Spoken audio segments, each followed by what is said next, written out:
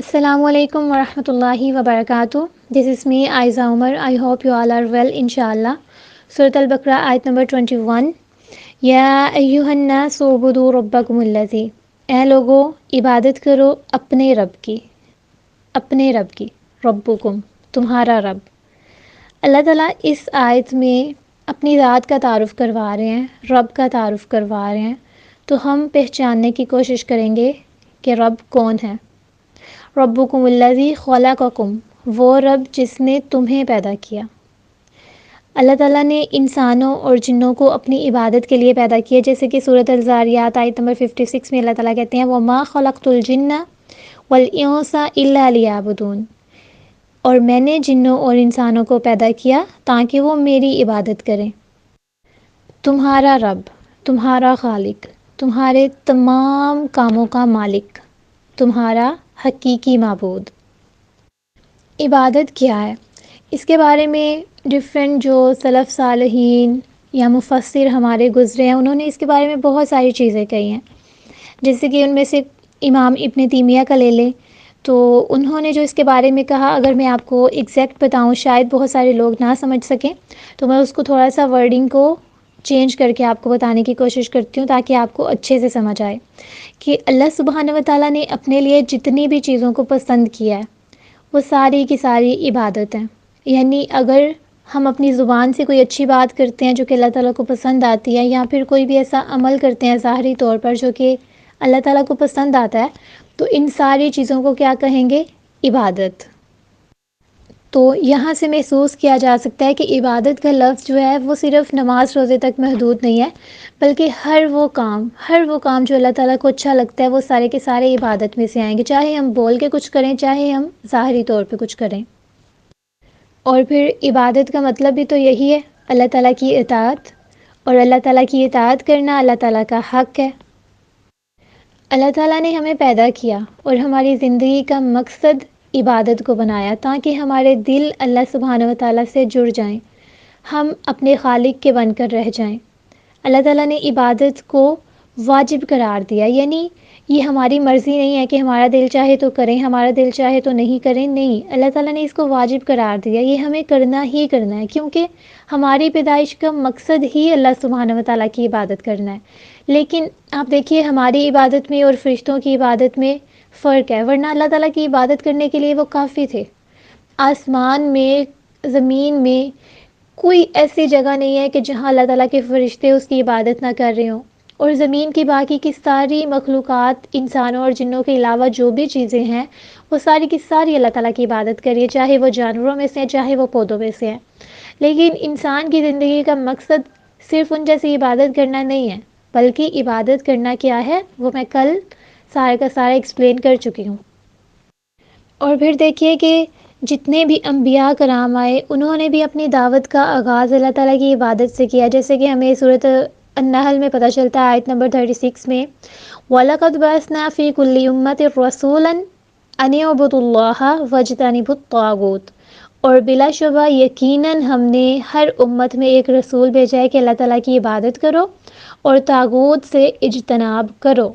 یعنی کہ اللہ تعالیٰ کی عبادت تو کرنا ہے، لیکن ساتھ جہاں جتنے بھی دوسرے شرک کے اسباب ہیں، طاغوت کہتے ہیں کہ شیطانی چیزیں، یعنی شرک اور جتنی بھی برائیاں ہیں ان کو ختم کرو اور خود بھی ان سے باز رہو. تو یہاں سے بھی پتہ چلتا ہے کہ انسان کی زندگی کا مقصد کیا ہے، عبادت بھی کرنی ہے اور ساتھ ساتھ برائیوں کو کاٹنا بھی ہے. اسی طرح اللہ سبحانہ و تعالیٰ نے کیا کہا؟ الذی خلقکم، جس نے تمہیں پیدا کیا. یعنی وہ رب کون ہے؟ جس نے تمہیں پیدا کیا. تمہارا کوئی بھی وجود نہیں تھا، کوئی وجود نہیں تھا انسان کا، لیکن اللہ تعالیٰ نے اس کا وجود بنایا. اس بات کا اعتراف تو ویسے مشرک بھی کرتے ہیں کہ اگر ان سے پوچھا جائے کہ رب کون ہے تو وہ کہتے ہیں کہ اللہ تعالیٰ. جیسے کہ سورۃ الزخرف آیت نمبر 87 میں اللہ تعالیٰ فرماتے ہیں وَلَئِن سَأَلْتُمْ، اگر تم ان سے سوال کرو من خلقکم، تمہیں کس نے پیدا کیا، لَيَقُولُنَّ، البتہ وہ کہیں گے اللہ تعالیٰ نے. تو جب اس چیز کا اعتراف مشرک بھی کرتے ہیں، کافر بھی کرتے ہیں، تو پھر مسلمانوں کو کرنے میں کیا حرج ہے؟ یقیناً اللہ تعالیٰ نے ہر چیز کو پیدا کیا. اور اسی طرح موسیٰ علیہ السلام نے بھی تو کہا تھا، آیت نمبر طٰہٰ، سورہ طٰہٰ آیت نمبر 50 میں اللہ تعالیٰ فرماتے ہیں قال ربنا، اس نے کہا ہمارا رب، الذی وہ ہے، اعطیٰ جس نے عطا کی، کل شیء خلقہ ہر ایک چیز کو شکل یعنی ہر چیز کو صورت عطا کی، ثم ہدا پھر اس کو راستہ بھی دکھایا. یعنی اللہ تعالیٰ نے صرف انسانوں کو پیدا نہیں کیا، ان کو پیدا کر کے چھوڑ نہیں دیا، بلکہ اللہ تعالیٰ نے ان کے لیے ہدایت کا انتظام کیا، انسانوں کے اندر فطرت رکھی، یعنی اچھی فطرت بھی ہے اور بری فطرت بھی ہے. اس کے علاوہ ہٹ کر اس سے اللہ تعالیٰ نے انسان کے اندر وہ فطرت رکھی جس کے ذریعے وہ اپنے رب کو پہچان سکتا ہے. اور پھر زمین پر اس کے رہنے کے لیے بہت ساری چیزیں پیدا کی تاکہ انسان کا یہاں پہ دل لگے، یہاں پر اس کے لیے رہنا آسان ہو. اور یہ ساری چیزیں اللہ تعالیٰ نے مد نظر رکھی ہیں. یہاں جتنی بھی چیزیں آپ کو نظر آئیں گی، چاہے وہ آسمان ہے، چاند ہے، سورج ہیں، ستارے ہیں، جو کچھ بھی آپ کو یہاں دیکھنے کو ملے گا وہ سب کا سب اللہ تعالیٰ نے انسانوں کے لیے پیدا کیا. یعنی اس نے انسان کو ظاہری طور پر بھی بہت ساری نعمتوں سے نوازا ہے اور باطنی طور پر بھی اس کے اندر بھی خوبصورتی رکھی ہے اور باہر بھی خوبصورتی رکھی ہے. طرح طرح کی چیزیں بنائی ہیں تاکہ انسان فائدہ حاصل کرے، اور انسان واقعی میں فائدہ حاصل کر رہا ہے.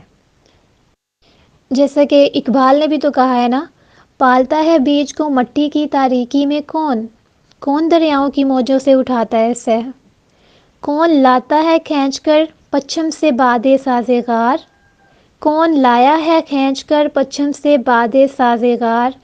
خال یہ کس کی ہے، کس کا یہ نور آفت، کس نے بھر دی موتیوں سے خوشائے گندم کی جیب، موسموں کو کس نے سکھلائی خوئے انقلاب. یعنی ہر چیز، زمین کائنات میں پائی جانے والی ہر چیز انسان کی خدمت میں ہے. اور یہ ساری چیزیں کون کر رہا ہے؟ وہی جو تمہارا رب ہے، ربکم. کون کر رہا ہے؟ ربکم. والذین من قبلکم، اور ان لوگوں کو بھی پیدا کیا جو کہ تم سے پہلے تھے، یعنی ہم سے پہلے کے تمام تر لوگوں کو بھی اللہ سبحانہ و تعالیٰ نے پیدا کیا. ہمارے باپ دادا کو، ان کے باپ دادا کو، پھر ان کے باپ دادا کو، اور یہ سارا سلسلہ نسب جو ہے آدم علیہ السلام تک جا کر چلتا جاتا ہے. تو انسان کو اس چیز میں کوئی بھی شک نہیں ہونا چاہیے کہ تمام کے تمام جو لوگ بھی آتے رہے ہیں وہ سب کے سب اللہ سبحانہ و تعالیٰ نے ہی پیدا کیے تھے، اور یقیناً تمام انبیاء کرام کا وجود ہے. ٹھیک ہے، اگر ان کا وجود نہیں ہے تو پھر ہمارا بھی کوئی وجود نہ ہوتا. اگر ان کا وجود ہے اسی لیے ہمارا وجود بھی ہے. اور ہمیں اللہ تعالیٰ کی عبادت کرنا کیوں ہے؟ لعلکم تتقون، تاکہ تم تقوی اختیار کرو. اس سے مراد یہ ہے کہ دنیا میں جتنے بھی غلط کام ہیں ان سب سے بچ جاؤ اور آخرت کے عذاب سے بچ جاؤ. یہ ساری چیزیں اللہ تعالیٰ نے ہمارے لیے نہیں کہیں. عبادت کرنا اس لیے نہیں کرو کہ اللہ تعالیٰ کو ضرورت ہے، بلکہ اس لیے کرو کہ تم بچ جاؤ. یعنی اللہ تعالیٰ نے ہمارے فائدے کے لیے ہمیں عبادت کرنے کا حکم دیا ہے. اللہ تعالیٰ کی عبادت کریں گے تبھی ہم اس دنیا میں کامیاب ہو سکتے ہیں، ورنہ دوسری صورت اللہ سبحانہ و تعالیٰ کی ناراضگی کیا. تو اللہ تعالیٰ کی ناراضگی سے بچنے کے لیے ہمیں کیا کرنا ہے؟ تقوی اختیار کرنا ہے. اور تقوی کس چیز کا نام ہے؟ بچنے کا، یعنی برائیوں سے بچنے کا، اللہ تعالیٰ کی عذاب سے بچنے کا، اللہ تعالیٰ سے خوف رکھتے ہوئے، ڈرتے ہوئے، اور اس کے ساتھ ساتھ امید رکھتے ہوئے اچھے اعمال کرنے کا. تو آج ہم نے کیا سمجھا کہ اللہ تعالیٰ کون ہے؟ وہ جس نے ہمیں پیدا کیا، جس نے ہمارے باپ دادا کو پیدا کیا، اور جس نے باقی کائنات کی ساری چیزیں ہمارے لیے پیدا کی. اور ہم سے کتنی ڈیمانڈ کی؟ صرف اتنی کہ میری عبادت کرو، میرے ہو کے رہو. جزاکم اللہ خیرا.